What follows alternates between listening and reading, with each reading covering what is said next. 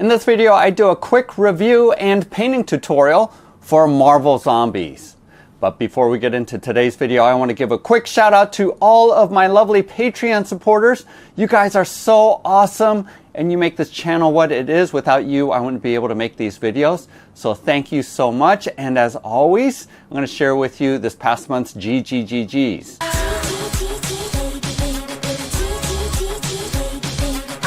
Each month, Bob the Beholder picks some of my Patreon supporters to receive gratitude gifts. And for this past month of December of 2023, Simon C. received the printed and painted Battlefield Builder terrain. Andrew K. and Valakar are receiving pledges to the Battlefield Builder Kickstarter. Robert M. and Kip D. are receiving a pledge for the Deco Quest Strongberg Kickstarter. Jordan M., Salvador P., and Tony P. are all receiving STL files for these wound trackers made by James J., one of my Patreon supporters.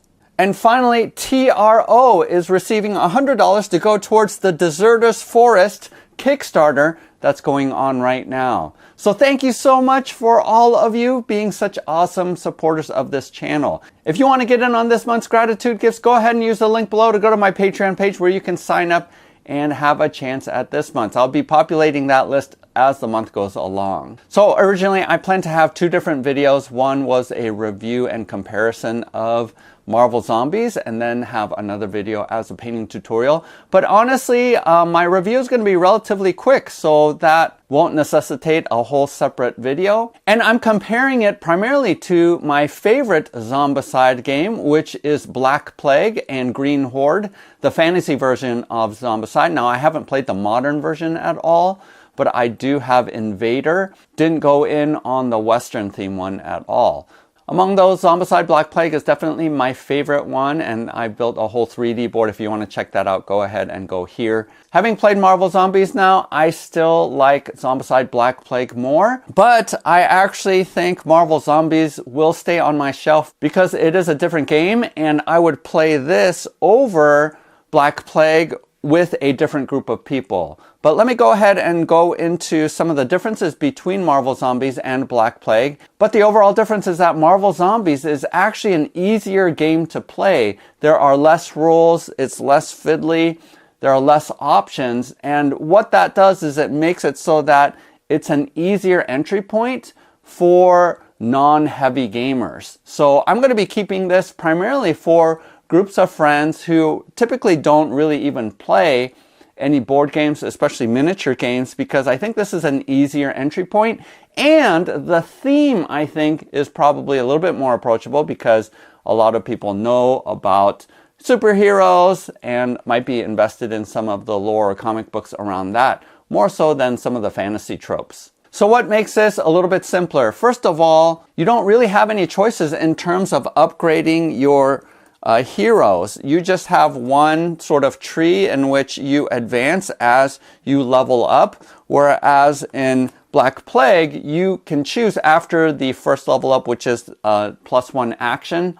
You get to choose between two options what your next level up is going to be. And that's actually a feature that I like, having some options and a little bit more depth to each of the heroes. Another way that this game is simpler is there are no equipment cards, which typically in Black Plague you have to be inside of a building with no monsters around in order to be able to search for items. But here you're picking up abilities as one action, and you can do that anywhere. You don't have to be inside of a building in order to pick up abilities, and those are typically one-shot deals. Or you can go ahead and absorb some of the special abilities that bystanders grant you. But in Black Plague, there is a much higher power spike that happens when you're picking up some items, and it is purely luck-based. Some items are sort of trash, like food items that only give you 1 XP, whereas other treasure items are pretty powerful, enable you to kill fatties, make you roll a lot more dice, and especially the vault items in Black Plague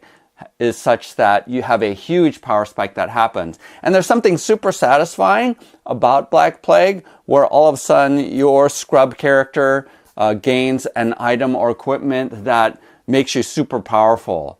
And sometimes that is overpowered, but there's something really fun about getting that item that powers you up. That's one of the things that I like over zombies, is that the power spike in Black Plague is much steeper, not only with the abilities that you gain from leveling up, but also especially the equipment that you don't really have any of in Marvel Zombies. Now, I do think that the new mechanic of managing your hunger is a really cool mechanic. And honestly, because of that mechanic, I don't really like playing the hero version, the non-zombie version, which is actually found in the X-Men Resistance box. And there is a way that you can power spike just by your hunger increasing, and that makes you be able to roll more dice. And that's right off the bat. Right off the bat, you are able to manage some of your hunger so that you are rolling more dice the more hungry that you get. And so the power spikes in this game is less so. It's completely dependent on your hunger mechanic. And so it's a little bit less steep as you gain that hunger mechanic, and then you have to start all over once you need to satiate your hunger by devouring one of the bystanders. So overall, I feel like the power spike in this is a lot less, where you are starting a little bit more powerful, whereas in Black Plague, only those with weapons that could do 2 damage were able to kill the fatties, and it took a while for you to be able to get equipment that would enable you to do that, whereas here, every hero has that capability of being able to roll 4, even 5, 6 dice if their hunger level gets high enough. That overall makes it an easier game, because even when the heroes pop up, you're still able to relatively early on kill the heroes if you have some lucky die rolls. But some of the zombie heroes that you play gives you an ability where you can increase your hunger level. So relatively quickly in the game, you're able to roll a lot of dice and get rid of some of those hero enemies that pop up. But like I mentioned before, it isn't a bad thing that this game is a little bit more easier and streamlined. Because again, I think this can be a very enjoyable experience for your non-gamer friends, introducing them, again, a gateway into playing more complex games.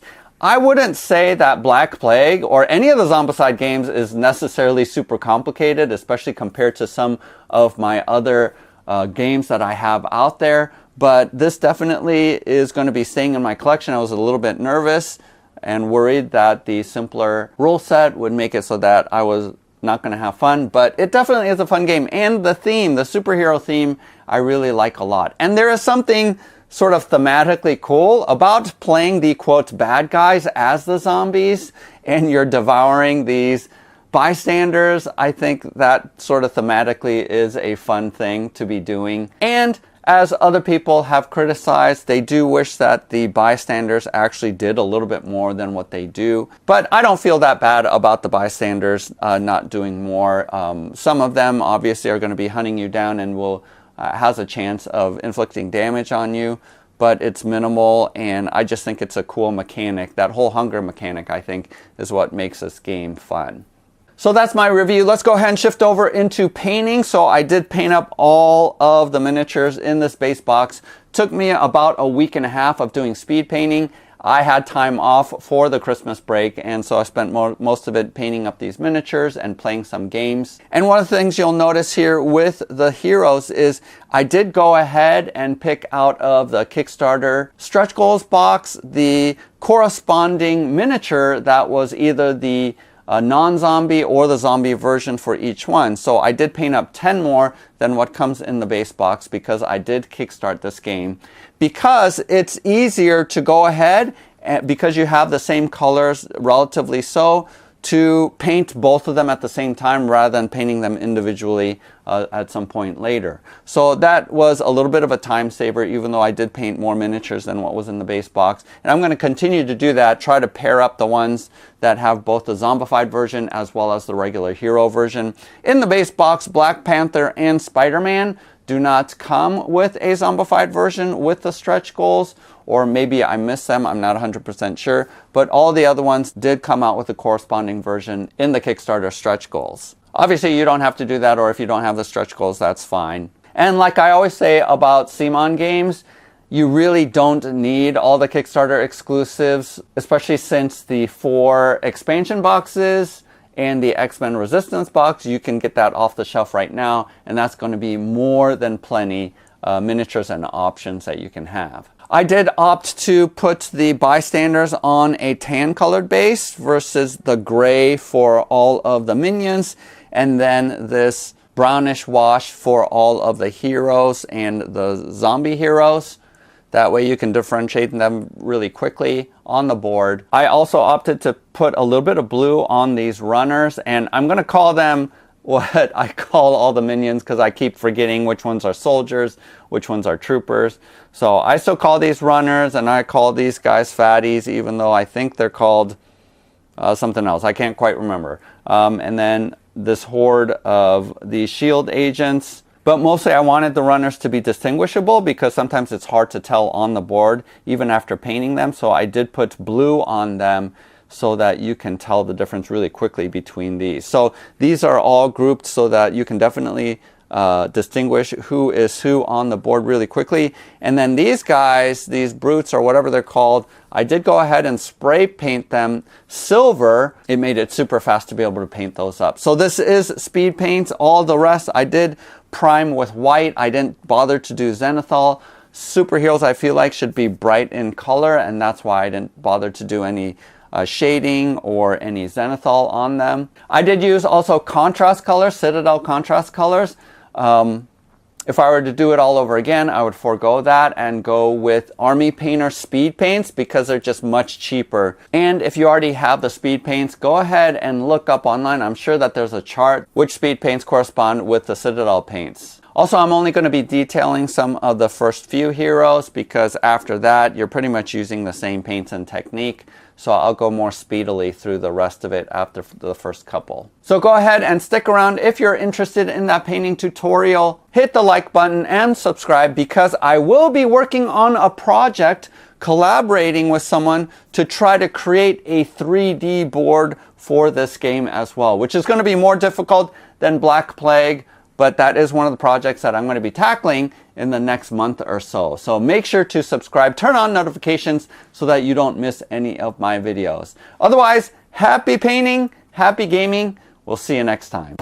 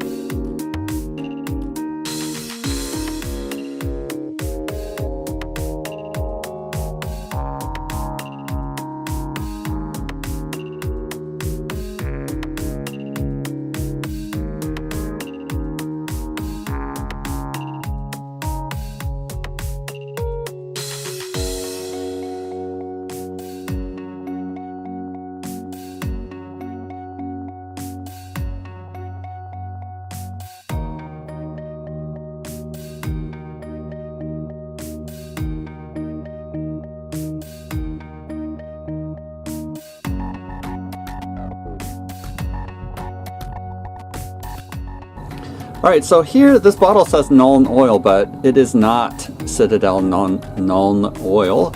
Instead, this is actually Dark Tone from Army Painter, and the reason why I switched is because Citadel changed their Nuln Oil formula where it is basically unusable. So now I just use Dark Tone from Army Painter, which is exactly the same thing, at least with their old formula. I just use this bottle because I like the open cap bottle for my washes, and that's what that is. So basically grabbing this miniature and just putting on a liberal coat of this all over the model. Just move it around.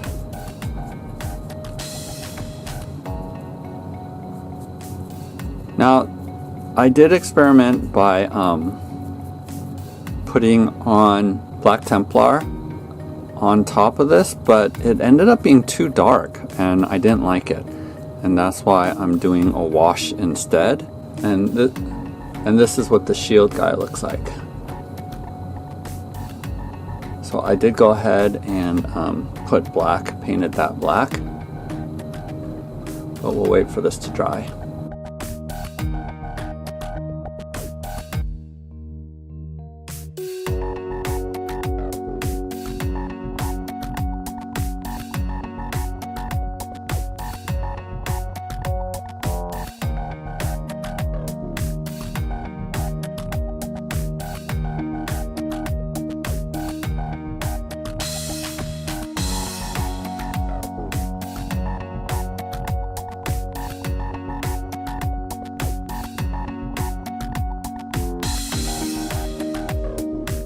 Now I'm going to grab yellow. This obviously isn't contrast colors, and the reason is because I need something that's opaque. So my brand that I love to use is Pro Acryl. So grab whatever yellow that you have. And if you want it to be brighter, you can first paint this section with white as a base layer, because sometimes yellows are really difficult to get down. But I think this silver undercoating is light enough. But if you got a bunch of black on top of these raised edges, then you might want to put white down first.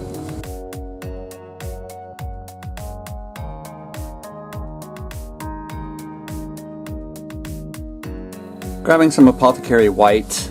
Now, obviously you can just keep all of this stuff white, but I do like the addition of a little bit of shading onto these bands and boots and whatnot, because just having a little bit of variation in color I think is helpful. And the nice thing is that even if you get this on the black, this isn't dark enough that it's going to affect the black, or that you'll notice a big difference. So see how even that little bit of shading and gray that it places on the white actually looks pretty good. Now you can do this the reverse, where before you put the black on, you can do all of the white, and this way maybe you don't care if you're sloppy because you're putting the black on top, and so maybe it's a little bit easier to do it this way first. But it sort of doesn't matter, because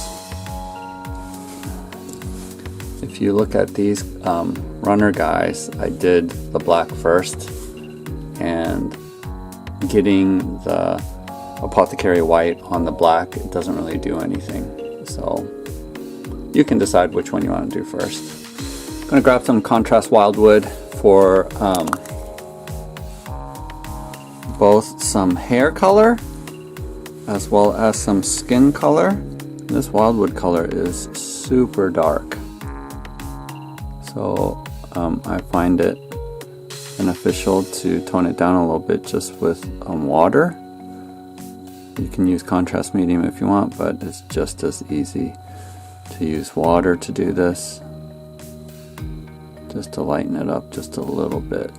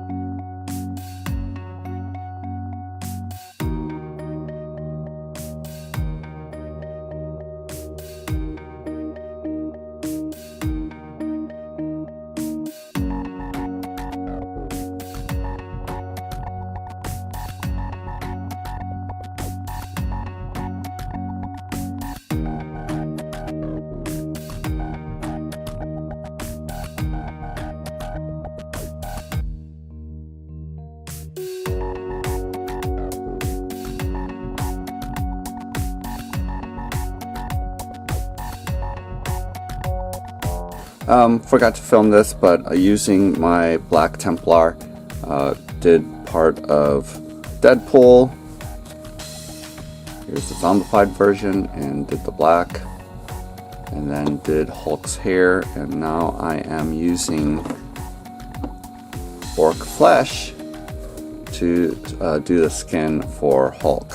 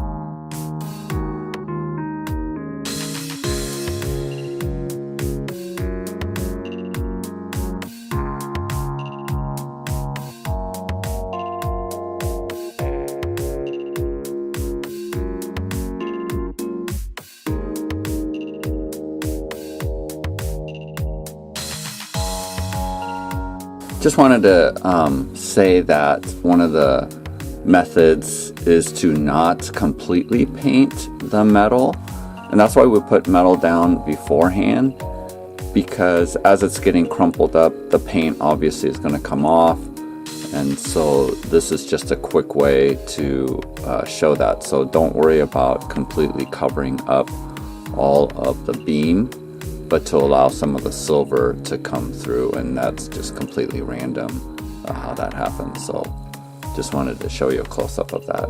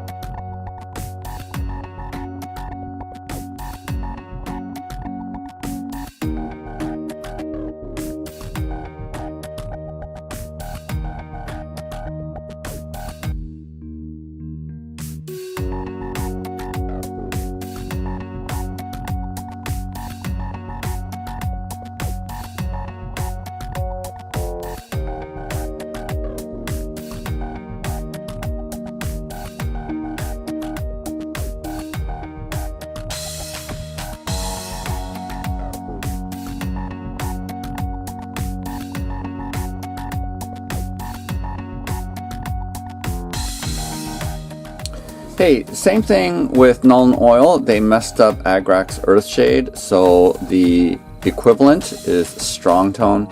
So again, I just dump Strong Tone into this pot just because I like the pot better, but yeah, just get this.